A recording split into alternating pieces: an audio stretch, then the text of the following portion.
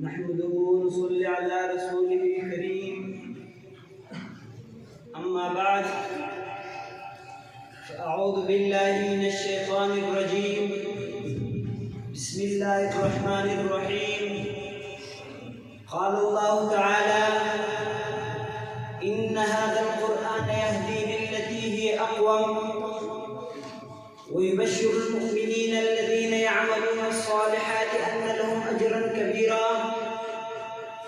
قال صاحب القرآن إن الله يرفع بهذا الكتاب أقواما صدق الله العظيم ابھی میں طفل مکتب ہوں مگر بھول بڑے بھول رہا ہوں ابھی میں طفل مکتب ہوں مگر بھول بڑے بھول رہا ہوں تعریف قرآن میں زبان کھول رہا ہوں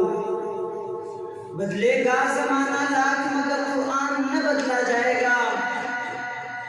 بدلے گا زمانہ لاکھ مگر قرآن نہ بدلا جائے گا یہ قول محمد قول خدا فرمان نہ بدلا جائے گا انتہائی واجب الاحترام قابل صد احترام میرے اساتذہ کرام اور منصفین عظام اور میرے چمن اشرفی کی مہکتے پھولوں آج کی اس مسابقہ نشست کے اندر جس موضوع سکون کا سہارا لے کر حاضر ہوا ہوں وہ عظمت قرآن کریم کے عنوان سے معنون ہے سامعین محترم ویسے تو دیگر تمام آسمانی کتابیں کلام الہی سے مزین ہے جن کے بغیر کسی مسلمان کا ایمان کامل نہیں ہو سکتا مگر ان تمام کتابوں میں سید الانبیاء صلی اللہ علیہ وسلم پر نازل ہونے والی بعید کتاب قرآن کریم ایک منفرد اور عظیم معظم کلام کی حیثیت رکھتی ہے قرآن وہ عظیم کتاب ہے جس کو اللہ رب العزت نے جبرائیل امین کی وساطت سے آپ صلی اللہ علیہ وسلم کے قلب اطہر پر نازل کیا قرآن وہ عظیم کتاب ہے جس کی وجہ سے ہمیں دین کا شعور ملا قرآن وہ عظیم کتاب ہے جس کے بارے میں اللہ رب العزت نے ارشاد فرمایا ذالک الکتاب لا ریب فیہ اس کی حفاظت کے بارے میں کہا انا نحن نزلنا الذکر وانا له لحافظون اس کے پاکی کے بارے میں کہا لا یمسہ الا المطہرون کفار کو چیلنج کرنے کے لیے کہا فاتوا بسورۃ من مثلہ سامعین محترم جب رب کائنات نے خاتم النبیین صلی اللہ علیہ وسلم پر نبوت کا اختتام فرمایا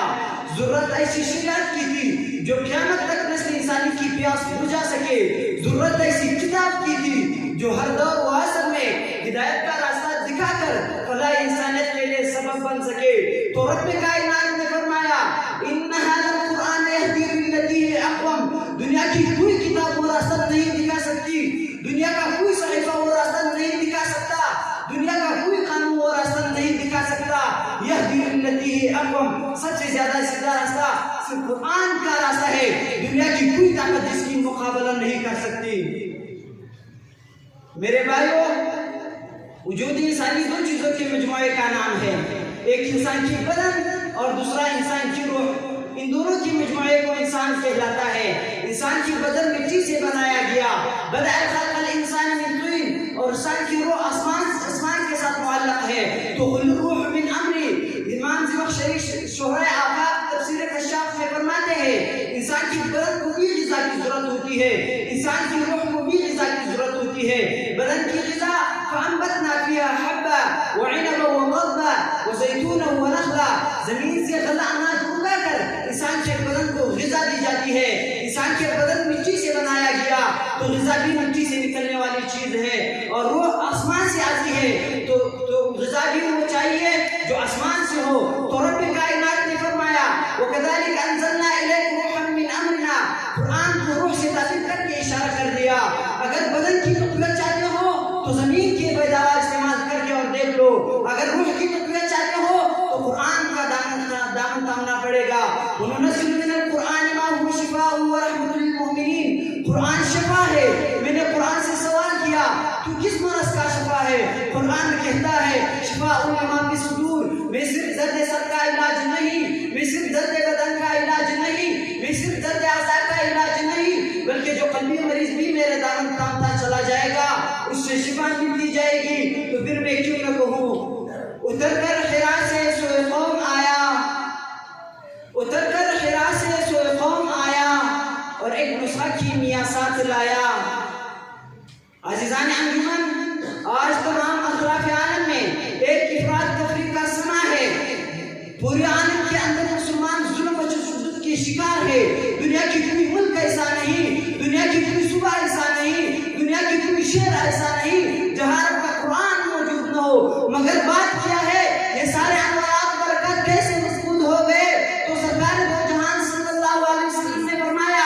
ان اللہ یرفع بہذا الکتاب اقواما، یہ وہ قرآن ہے جس کی وجہ سے اللہ رب العزت اس دنیا کے اندر کئی قوموں کو بلند کر دیتے ہیں۔ وَيَدْعُو بِهِ آخَرِينَ، یہ وہ قرآن ہے جس کی وجہ سے کئی قوموں کے لیے پستی و ذلت و قدر بن جایا کرتی ہے۔ جب تک پوری دنیا کے مسلمانوں کی عملی زندگی میں رب کا قرآن نافذ رہا، یرفع بہذا الکتاب کا عملی تصویر، یرفع بہذا الکتاب کا منظر سامنے نظر آتے ہیں، تو پھر میں کیوں نہ کہوں وہ معزز تھے زمانے میں حامل قرآن ہو کر، وہ معزز تھے زمانے میں حامل قرآن ہو کر، ہم ذلیل و خوار ہوئے، تاریخ